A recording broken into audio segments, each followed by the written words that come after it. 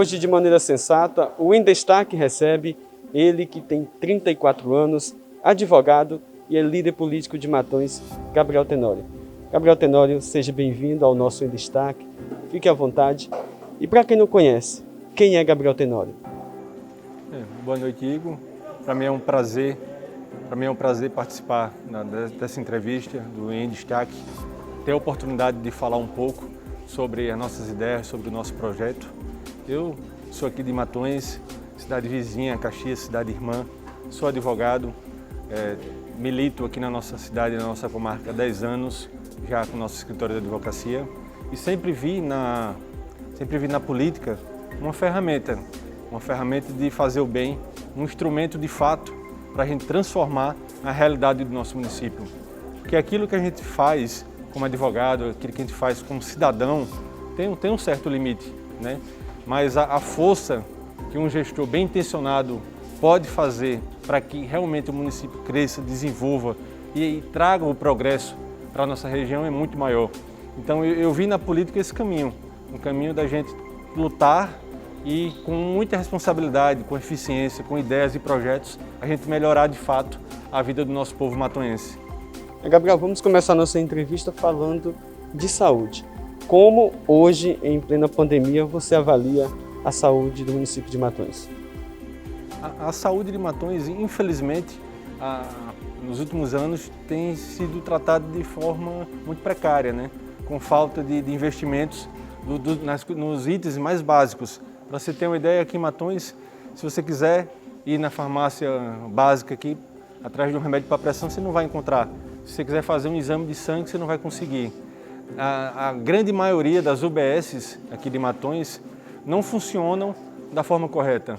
Dificilmente você vai encontrar, e isso quem é morador de Matões, que precisa da saúde pública, sofre no dia a dia, você não encontra médico como deveria de segunda a sexta, não encontra enfermeiro. Quando tem dentista não tem o material, quando tem o material não tem um dentista. Então ainda hoje falta o básico. As coisas mais simples são necessárias irem para outras cidades, exemplo de Caxias. A pessoa tem que viajar porque aqui não consegue. E é algo que não vem melhorando. No início do governo Ferdinando Coutinho, eu até acreditei que fosse dar uma melhorada, porque no início ele colocou algumas especialidades, em torno de 8, e depois ele retirou. Eu acho que ele viu que a demanda era grande, porque é de fato necessário, e julgou que aquele investimento não seria necessário. E das 8 especialidades que inicialmente tinha, hoje, atualmente, Matões só conta com 2. Então, em vez de realmente melhorar de uma forma constante, a saúde não deslanchou. E o nosso hospital é apelidado pela população hoje em dia de rodoviária, porque o paciente chega lá só para entrar numa ambulância quando dá certo, para ir para Caxias e para ir para outras regiões. E assim, na sua opinião, tendo em vista a sua resposta, que saúde seria adequada para o município? Aqui em Matões, o que eu proponho, não só para a saúde, mas para todas as políticas públicas, não é jamais, Igor, que o prefeito que vá entrar a partir de janeiro, sendo nós, nosso grupo ou qualquer outra pessoa, vá resolver tudo da noite para o dia. Isso é humanamente possível, mas é importante garantir o mínimo, garantir o básico. E hoje, nem o que é previsto em lei, nem o que já é pago pelo Ministério da Saúde vem funcionando. Então o primeiro desafio é fazer com que já era para estar funcionando, funcione.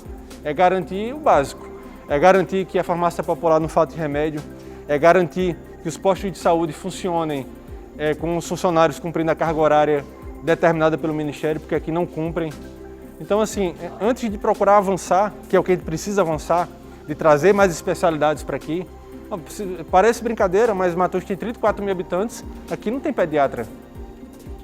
Nossos jovens, as mães aqui, não conseguem fazer o ultrassom e o pré-natal, não conseguem acompanhar a gestação dos seus filhos. As mães matonhenses não conseguem dar à luz aqui em Matões. Os filhos precisam ir para outras cidades para nascer. Então, aqui está falando ainda aqui em Matões de garantir o básico, garantir aquilo que é direito, aquilo que está na Constituição e aquilo que já vem mensalmente verba para que o prefeito execute de forma eficiente. E o que não está acontecendo no momento. Agora vamos falar de educação. A educação é o futuro do país, todo mundo sabe disso. E aqui em Matões, como você avalia a educação? Sendo muito sincero, se a gente for fazer uma análise macro das políticas públicas em Matões, a gente vai observar com muita clareza, e isso não é o Gabriel Tenório, não é o pré-candidato que está falando. Qualquer pessoa pode entrar nos sites oficiais, pode entrar no IBGE, que é um órgão importante, é um órgão sério, e pegar os índices de Matões, seja da educação, seja da agricultura, seja da economia, seja da saúde, e vai ser facilmente constatado que a educação, assim como outras políticas públicas aqui, não vai bem. Os índices educacionais em Matões falam por si só. E a estrutura, eu separo a educação em duas vertentes. Uma é a parte estrutural, é a condição de trabalho. Não só a condição de trabalho, mas a condição de aprendizagem do aluno. Aqui nós já deveríamos ter, pelo nosso clima, todas as escolas climatizadas. Isso deveria ser uma meta, não só para que o aluno tenha uma melhor aprendizagem, mas que o professor tenha mais dignidade no trabalho. O trato também do professor, da classe professor com o administrador tem que ser direta.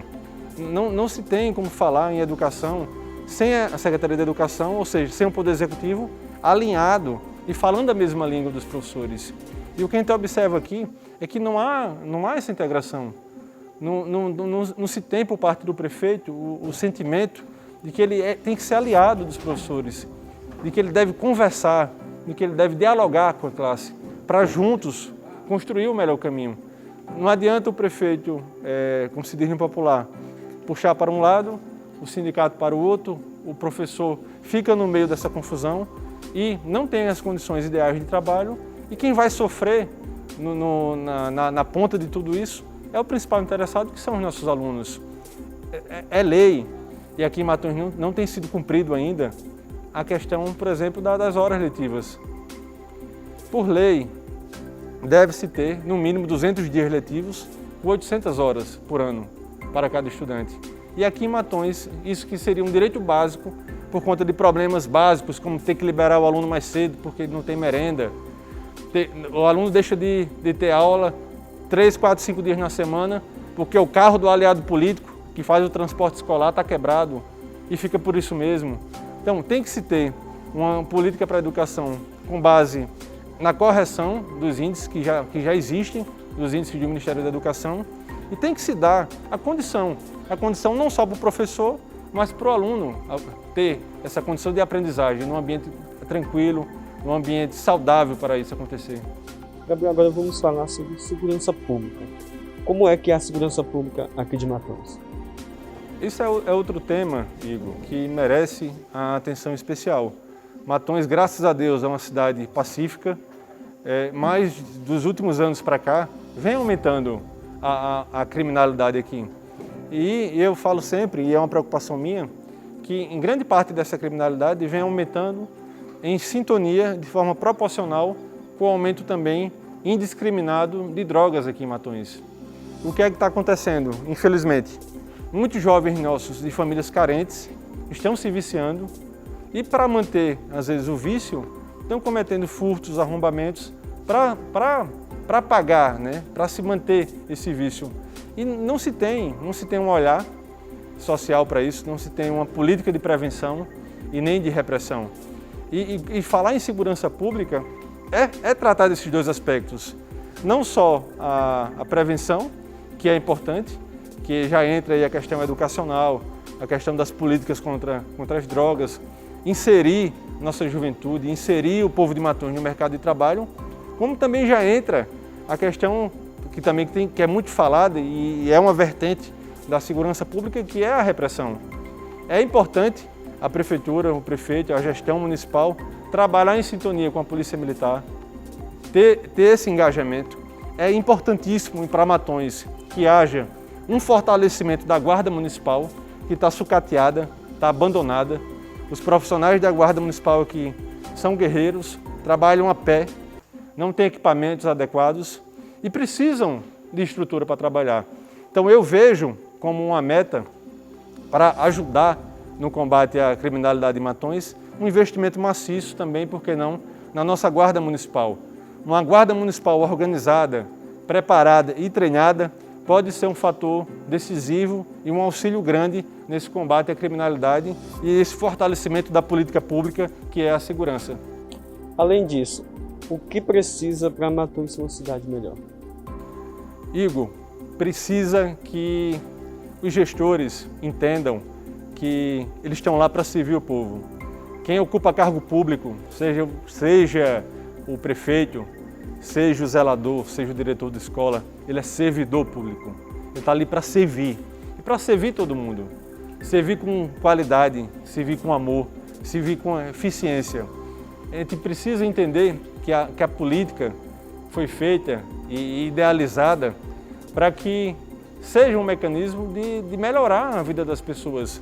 Mas melhorar a vida das pessoas no sentido coletivo. E não melhorar a vida de 5, 6 pessoas que compõem um governo, como vem, infelizmente, acontecendo aqui em Matões. Gabriel, e vamos falar também sobre a cultura. Como você vê a cultura da cidade de Matões? Precisa de um olhar atento. Infelizmente, várias manifestações culturais que existiam em Matões por falta de incentivo, como o reizado, como as próprias danças juninas e tantas outras manifestações artísticas, elas estão ao longo dos anos se esvaindo. As pessoas mais velhas que praticavam determinada cultura vão falecendo, infelizmente, pela lei natural da vida, e os jovens não estão tendo incentivo, não estão tendo aquela curiosidade, aquele olhar. E aqui em Matões, para você ter uma ideia, a mesma pessoa que aqui não existe Secretaria de Esporte e Secretaria de Cultura, é uma secretaria só, que o secretário aqui é responsável pelas duas pastas. E foi objeto até mesmo de uma representação nossa no Ministério Público, e a gente tem usado muito a promotoria, tem usado muito o MP estadual no exercício que o povo nos colocou, que é o de fiscalizar, seja como cidadão, seja como pré-candidato, seja como oposição, e a oposição responsável deve ter essa consciência de usar a lei. Se o que a gente está combatendo, se o que a gente está falando é uma ilegalidade, por que não procurar os órgãos de controle? E o MP tem sido um parceiro, tem sido uma ferramenta que a gente tem usado para garantir os direitos dos matoenses. E foi objeto de representação nossa a condição anômala que se encontra hoje na cidade de Matões. A secretária de Esporte e Cultura é uma jovem, filha de uma antiga pessoa daqui, como chamada liderança política, que faz parte do governo, e ela mora em Teresina. Aí eu lhe pergunto, como se pode administrar, como se pode tratar a política pública esportiva e cultural morando em Teresina? E ainda mais ocupando outro emprego, como ela ocupa lá, acumulando os cargos. Então, isso foi objeto, inclusive, de uma representação nossa, e o Ministério Público já está tomando as devidas providências nesse sentido. Então, tratar a cultura com mais respeito faz parte, é necessário e é obrigatoriedade, na verdade. Agradecemos a sua entrevista e fique à vontade para fazer as suas considerações finais. Eu é que agradeço a oportunidade. Para mim, como pré-candidato, usar as redes sociais, usar a imprensa para que a população conheça as nossas ideias, conheça o que a gente pensa, é de suma importância. O que vai estar se falando daqui a alguns meses, com chegada à eleição, que esse ano teve alteração legislativa, que só vai acontecer em novembro, é algo muito importante, que é a discussão para os rumos da cidade, para os rumos que a Matões vai ter nos próximos 4 anos. Então, esse momento é momento para isso. É momento para se discutir ideias, para se discutir ideologias e para se discutir o plano de governo que cada pré-candidato tem para a nossa cidade. Agradecemos a você de casa por ter acompanhado o Em Destaque e em breve voltaremos com mais um entrevistado para você. Até lá!